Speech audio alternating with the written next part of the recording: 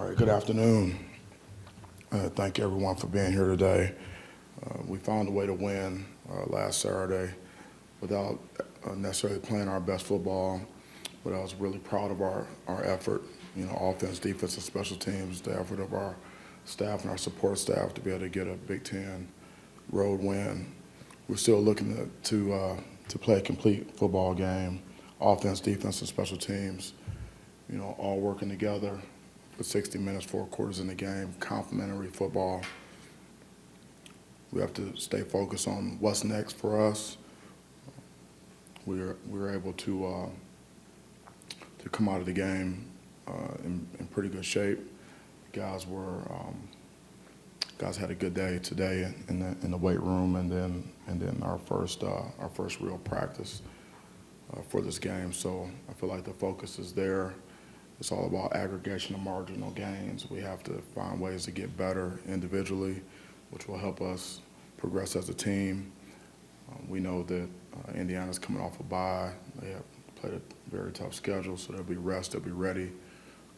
They'll be at their very best, and we have to be at our best as well. I want to thank our fans for the support that we've gotten on the road, not just at home. We had a significant amount of Spartans and Piscataway, and that was huge for us. And our team got a chance to acknowledge them after the game, and so did I. And we really appreciate the support from our fans. It's been tremendous. But with that, I'll open it up. If you don't have anything, I'll be happy to scoot on out. Mondays with Mel. Coach Jalen being named co-offensive player of the week in the Big Ten, just part of that offensive success that you guys had on Saturday. How special was it to see so many of those key offensive players kind of working together and really just putting up some big numbers on Saturday?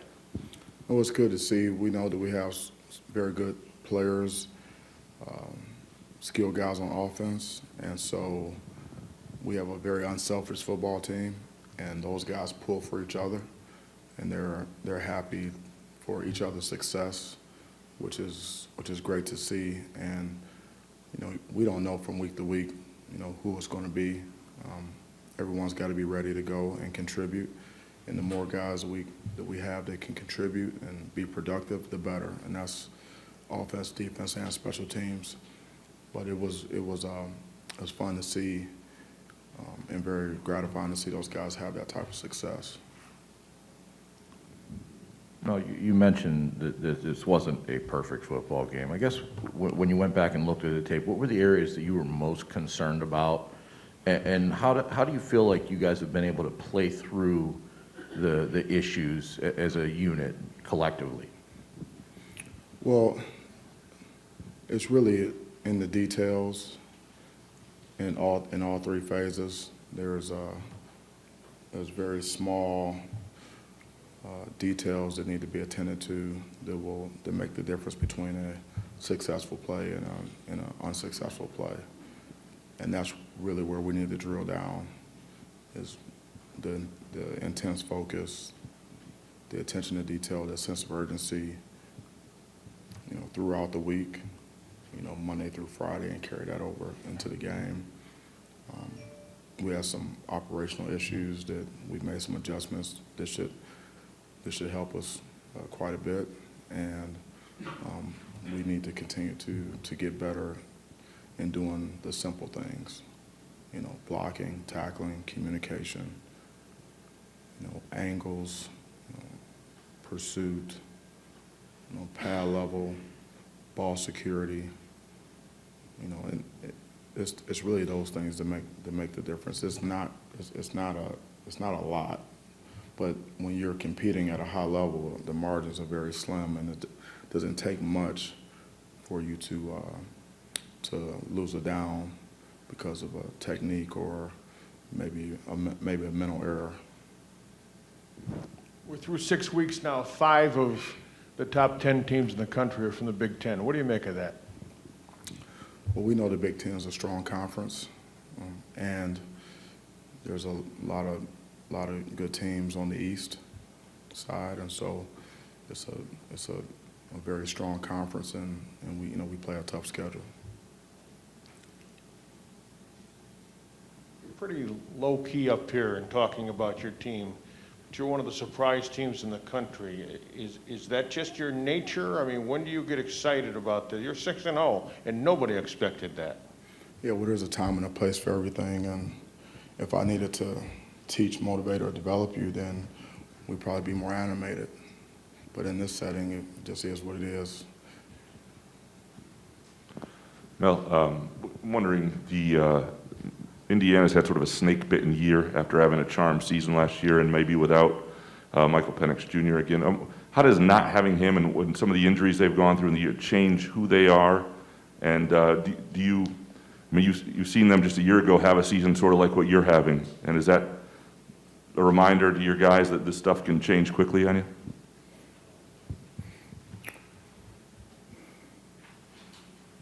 Well, for our players, it's a reminder every single day that if we don't work hard to get better and we're not intentional about it, then we won't gain ground, we'll lose ground, and we can't afford to do that. We have to work to get better every day.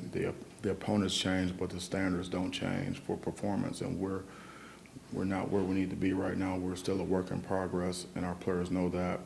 And we make sure we communicate that to them and lay out, in very specific plans for them to get better individually and as a group. Obviously, injuries are a part of the game, and Indiana has a strong team, and regardless of who's playing quarterback, they're going to be very productive. They're going to be prepared. And they play physical football. They have a lot of experience. I think they have maybe 15 seniors back, both sides of the ball playing, and so it's a strong football team, and it's next man up for them. But what happened in the past, I'm not sure is really relevant right now this far into the season, and the past is not predictive of the future necessarily. So we're going to go based upon what we see on the tape from this season, and we're expecting, like I told the team this morning, we're expecting them to be better than what we've seen on tape.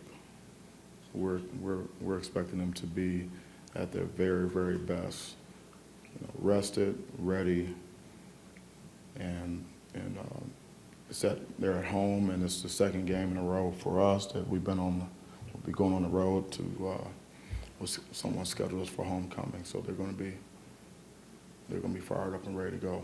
And so we're going to have to be at our best. Hey, Mel, up front here. I was wondering the temporary or the one-year rule the NCAA passed last week where you can replace up to 7 transfers going over the 25 cap. I was wondering kind of what your take is on it and how you guys plan to approach that this year and maybe what you want to see in the future, because it is just, it's temporary. We're going to sign as many good players as we can. And so it's a roster management issue, and we have people in place to manage that along with myself. So we're going to maximize every opportunity we have in recruiting to get the best players in here, because like I said after the game Saturday, it does matter who's playing and who you line up with. So recruiting is a big part of it. So we're going to maximize every opportunity we have to bring good football players here. Mel, you mentioned Indiana coming off the week off. You have your bye next week. How much does that matter, or is that all the same? Does it matter when the player, when your bye is? When the team's coming off a bye? Yeah. Yeah. Well, it depends on how and what stage your team is in, and how you use the bye week. But what we can expect is a rested team, a very well prepared team. And we can expect to see maybe some looks that they haven't shown previously, and we can also expect some copycat plays from them, anything that has hurt us in the past. If it's within their scheme to do it, I would anticipate them implementing those things and seeing if we've corrected those issues. And when a team is going well, would you rather keep it going, keep that rhythm, or take a break and get healthy? It doesn't matter to me. It's, you know, when a bye comes, it comes. If it doesn't come, it doesn't come, and you just play. Everyone knows the schedule, and then you just play the schedule. You know, because you know, that's not our choice on, you know, when we have byes and things like that. So I really don't get caught up into that. You know, our players know what our schedule is. They know that we have a bye coming up after this game. Mel, I just, last week you said you showed the tape of Rutgers from last year as to serve as a reminder of the guys what can happen. I was wondering if you are going to do that this week again with the Indiana tape from last year, and have you kind of marked some of those games that were losses last year on the schedule as big games, revenge? Yeah, they're all big games, every single one of them, especially when you're playing, you know, a rivalry game for a trophy, like we are with the brass platoon this week. You know, those games are huge, but I mean every game's big. I didn't show them the video from Rutgers. I just showed them really the tail of the tape, the stat line, and we did that this morning with Indiana. All the areas that where they won, and we highlighted those, and there were quite a few, and I believe there might have been 17 points off of turnovers that they got, which, you know, that's not a winning formula. So we need to take care of the ball, we need to take it away, you know, and we need to play better football. Mel, Kenneth Walker obviously has been a sensational boost to your run game, but do you anticipate now towards the back end of the schedule that you might try to incorporate him a little bit more in the passing game, or is that some type of wrinkle that you might not want to divulge, or what are your thoughts on that? You want to see K9 catch some balls? He has very good ball skills, actually, but you know we'll have a game plan. We feel like we can put him in best position, you know, to touch the ball, because obviously he's dynamic with the ball in his hands. But you know, certainly running the ball and receiving, you know, he's very effective. So we'll just have to see how the game plan unfolds throughout the week. Miller here. I know you've really relished the home crowd atmosphere here for a couple of weeks, but you know, getting out on the road, especially for a couple of weeks in a row, do you see that kind of tightness and closeness with the team kind of grow even more in those sort of settings when it's, you know, you against, you know, the visiting or the home crowd? Are you sensing that with this team? Is it almost kind of nice to have a couple of weeks like this where you have that opportunity? Yeah, I would. I mean, going on the road is it's important that, you know, you have a, you know, kind of a circle the wagons mentality. You know, we all we got. You know, we take our 73 or 74 guys that we take with our staff and support staff, and that's it. And you know, we need to get it done. And so oftentimes that does bring a team together, maybe tighten it up a little bit. Just knowing that, you know, we're on the road and we're going to have to generate, you know, our own energy and enthusiasm and our intensity.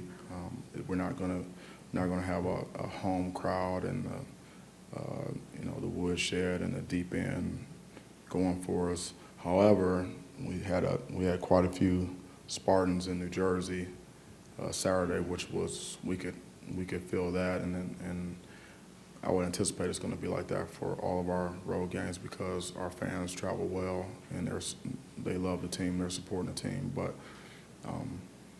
you know, it's certainly a different dynamic when you're on the road, and so we deal with that accordingly. No, kind of going back to what Matt asked about the transfer portal. I know what Pat Fitzgerald said earlier this year before the season started, that people will be watching kind of to see how it works here with all the transfers you brought in. Just wondered, have you had people calling you, you know, your peers or other programs saying, you know, how did you get this to work now that you're at the midpoint of the season yet? Or is it just, you know, do you feel like a lot of people have kind of been watching your program to see how this develops with the amount of transfers you brought? Yeah, I haven't had any of my peers really reach out to me and say, "Hey, Mel, how'd you guys do it?" Obviously, you know, it's a wait and see for everyone.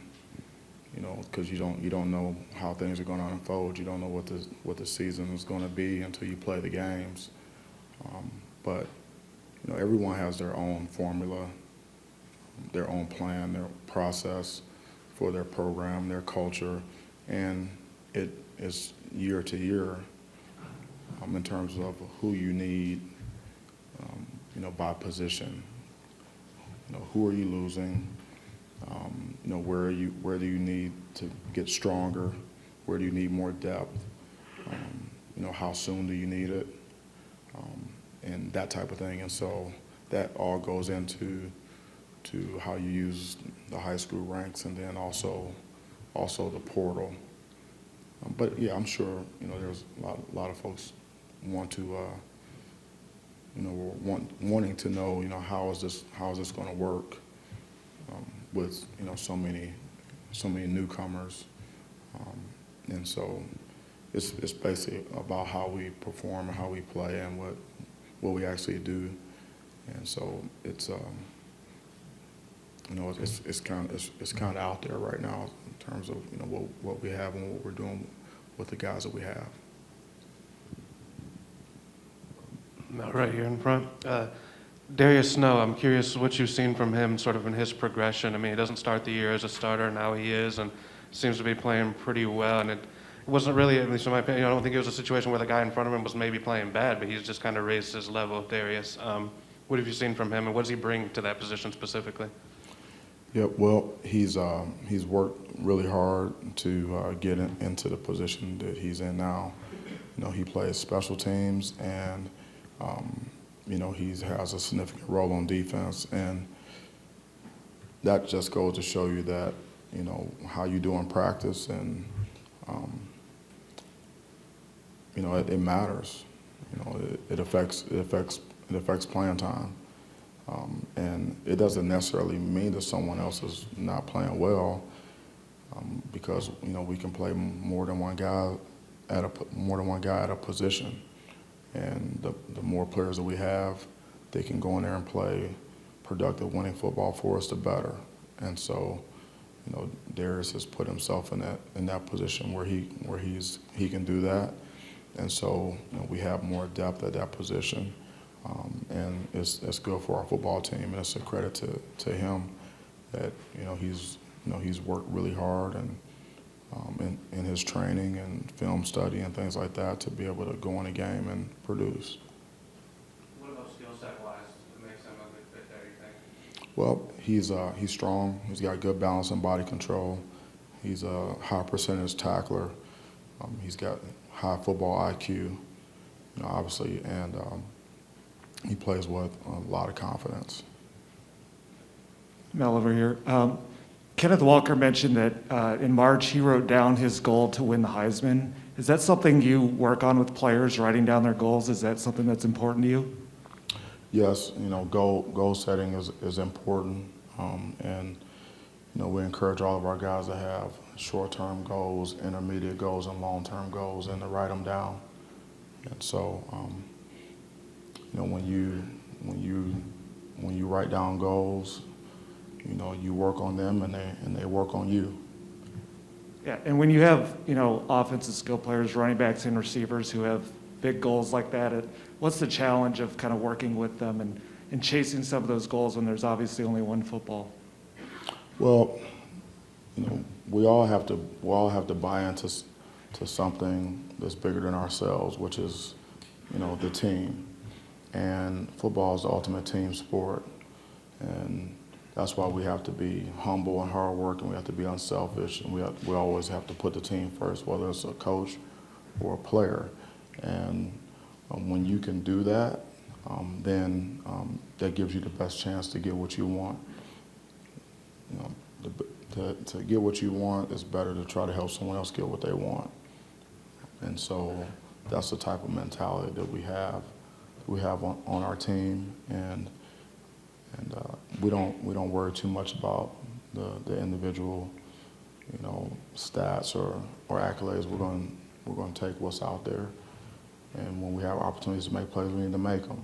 And you know, that's what we're seeing, and it needs to stay that way, because that's how you have the best team. You know, and it's the best teams that have success. You know, guys working together unselfishly, and really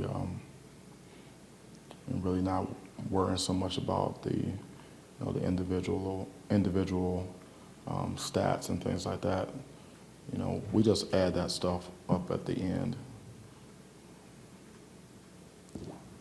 Hey, Mel, you talk about the 24-hour rule and nobody being satisfied, feeling like you guys have arrived anywhere yet. But as each week goes on and the wins add up, you're at 6-0.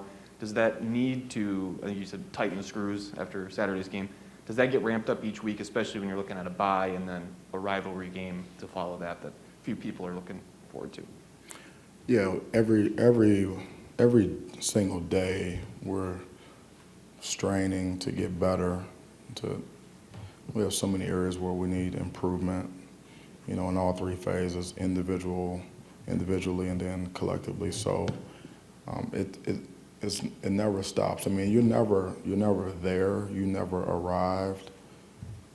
And I mean, if we turn on the tape of the games that we played, I mean, you don't have to be a rocket scientist to see what areas where we need to improve. I mean, and that's the type of staff that we had. I mean, you know, obviously you have the 24-hour rule for the players, and I mean, that's, you know, I don't know if it's exactly 24 hours or whatever, but it's basically saying, listen, it could be win or lose. You know, at some point, quickly, you got to turn the page and get on to the next opponent. It's just like a play in a game. You know, they snap the ball, you play the play, and then whether it's good or bad, you take the information you got from that play, you get to neutral, and then you move on to the next play as quickly as you can. You have to do the same thing with opponents, and the standards don't change for us. Even though the opponent's doing it, doesn't matter if we're going into a bye. It doesn't matter what our record is or anything like that. And I believe in communicating and over communicating with the players. And so, like today, we talked about, you know, we threw up the graphics. Hey, this is where we're ranked in the country. Okay, it just means this is where we are in this point in time. It doesn't mean anything else. I put up the Heisman talk from about K9. You know, some of the tweets and stuff, we put them on a graphic, show them, hey, this is happening. You know, and then we put up the calendar. Say, hey, you know, we've got a game. Team's coming off of a bye. It's their homecoming. We're playing for the trophy, and we have a bye after this. So everyone knows what's going on. There's no elephants in the room. We're not trying to act like things aren't happening. Okay, and then it's okay now, what's important right now? You know, what's important now? And that's our preparation is key for us. We're really focused on our preparation Monday through Friday. You want to get it right so many times in practice that you can't get it wrong in the game is the goal, and you want the practices to be harder than the games. Our scout teams, our look teams or scout teams in practice have picked up in the past couple of weeks, and some of those guys have earned playing time because of that. Like Brandon Wright, you saw him get in the game and get a couple of rushes because he's been rushing well in practice against our ones. You know, so the preparation and you know, everything we do on the field and off the field is really where our focus is. We have to, you know, feed our focus and starve our distractions, man. Keep keep the noise out. There's no reason to not be focused on the task at hand. I don't see how that helps us. We know what works, and we know what doesn't work. So we need to, success leaves clues. When you have success, when you have successful teams, or whatever, it's because of focus, preparation, attention to detail, sense of urgency, all those things. That's what works. Things outside of that, they don't work. And so we just need to stay focused, and keep the main things the main things. All right, Mel, Jim Comparoni, SpartanMag.com. You mentioned on Saturday about personal bests in the weight room that you've had the previous Thursday in a couple of weeks. How uncommon is that in the teams you've been around at this point in the season? And is that difficult when you get into later in the season? Is that difficult to expect, even though you are getting it? No, we had them again today in our weight room. A lot of PRs and things like that. So it's part of our program. It's part of our process. You want to maintain your strength or increase your strength as you go, if you can, based upon injuries and things like that. But like we have guys who need to lose weight. We have guys who need to gain weight, and we have guys who need to maintain. Same thing with hydration, and we manage the lows of our players. So we have GPS units on most all of our guys, and we manage their loads, every single day, and we give them prescribed, repetitions, and that dovetails with what they do in the weight room and what they do in the training room. So, the goal is to have guys fresh going into the game, have guys be strong throughout the game, come out of the game, healthy, and then get to our rest and recovery, and then be able to come back and go again and get stronger and become more efficient and get better at what we do. And that includes the weight room, because you have to get better as the season goes on. And then you would like to think that, as you get to end of October and you get into November, that you're playing your best football. If you don't get better, then you're losing ground, because you would assume that the teams that you're playing, that you assume that they are getting better, and that's what it's all about. You can't stay the same. That's not going to get it done. That's for certain. You mentioned several times how much you like this group dating back to August. How much fun are you having with this team? Oh, I'm having a blast. It's really, as coaches, we like to coach. We like to be with the players, like to see guys get better, work with them individually, work with your position group, see guys have success, take on the challenge of helping players get better, challenging players, and your resume is on the tape, player or coach. So it's always, the challenge is, what can we put on tape? What's the product? And how quickly can we improve it and get it to be where we want it to be, what we want it to be. I talked to the staff this morning about, how do you get players to do what you want them to do? Because we all know how we want it, and whether it's a technique or fundamental or whatever it is, we know this is what we want it to look like. This is how we want this play executed. So how do you get the players to actually do that on a consistent basis with as many moving parts as we have? You got a lot of guys out there, and not just the starters, but the guys behind them as well, because you're only one play away from being in the game. How do you get guys to do what you want them to do? And that's coaching. and that's fun to me, because that's really what we're here to do. I'm not teaching any classes or anything like that. I'm not doing, doing like in-school detention period 1 or anything like that. We're just coaching ball and recruiting. We're, trying to maximize, our team and help our guys reach their full potential. That's the beauty of it, and that's what makes it fun. And then when you have guys we have a lot of players that buy into what you're selling and believe in the process, and everyone's working together and common goals, common purpose. Everybody's eyes are wide open. No one's delusional, no sense of entitlement. And you can get a lot done with that type of group and with that type of culture and that type of mentality. And so, that's our work in progress. It's fun though.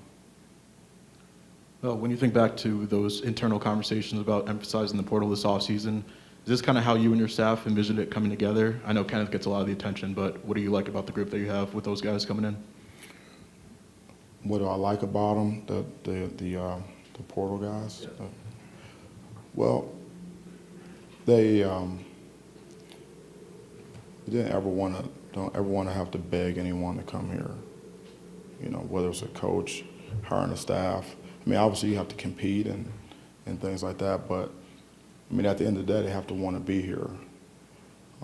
They have to want to be here for the right reasons. And so, whether it's a high school player or it's someone coming out of the portal, there are certain things that they want to know about your program.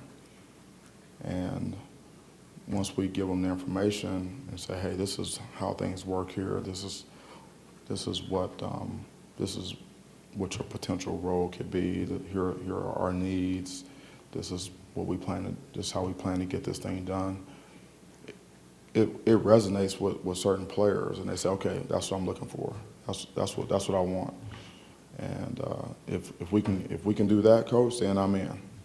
And so once the players got here, then I think they realized quickly that it wasn't just talk. It wasn't just a recruiting spiel or whatever. It was real. I mean, this is what we do. I mean, what you see is what you get. What we told you is that's how we do it. This is how we operate, and that's what they wanted. That's the reason why they came here. So, and you're able to, there's buy-in. There's no surprises with that, and so. We stay true to who we are, and we don't lie to the players in recruiting just to get them here. We tell them what the deal is, and we don't promise them anything. And so I think that just being real with them and being transparent and open, I think it helps. And then having a really good onboarding process, like when they get here, like before they get here, and then when they get here, like everything that we do with them from the day they step on campus to indoctrinate them into our program and our culture is very intentional. It's very important about how they start. We want them to get here and get off to a good start and feel good about what they're doing and understand what the plan is, and that helps them kind of assimilate a lot quicker. Mel, you talked a lot about wide receiver blocking and no block, no rock. What did you think of Kenneth's convoy on the 94-yarder? Have you ever had a DAP at the 20 before? And did you say anything to the team about that? I didn't see it during the game. I actually saw it I think I was on the bus headed back to the airport, and I saw that and I said, wow, I've never seen that. That's 25 years coaching. I hadn't seen that, and so, but obviously. Our receivers and our tight ends do a heck of a job blocking in the run game, and that's how you get explosives. When guys are blocking downfield, and sustaining blocks. Obviously, our offensive line has to open the hole, which they did. But I told them this morning because we actually watched that play. I'm not sure why we watched it, but it was part of some of the plays that we were showing. And we were talking about complimentary football, and that play came up. And I said, if they ask me about it, I'm going to tell them that it was organic because we don't practice it. So that was kind of like a spontaneous, organic type of episode or moment that it was nice. I don't know how to. I mean, what you think about that? I was wondering now, with all of the sportsmanship things, if some official might throw a flag on it. Yeah, I'm going to be talking to the officials, and I plan to ask them about that because, I didn't see it during the game, and I need to make sure that there's clarification on, if that's a penalty or not, but we'll have to see. But the actual play itself and the production of play was what we were looking for. But we'll see on that. I mean, we've had celebration penalties, 3 of them already this season, where we've talked about it. We actually practiced a couple of not this Friday, but the Friday before last. We actually practiced a long run and scoring. We jogged it, and the officials, running down the sideline, the chains moving, the ball boy going, and guys celebrating and not going past the 20, not getting on the field, guys celebrating together, getting them off the field, getting the extra point team. I mean, we practiced that, because, we want guys to be excited, obviously, but we can't lose our minds and get a penalty, because that's just not discipline. So, obviously I got to look into that, and then we'll coach it up. Thanks, Coach. All right, thank you. Appreciate it.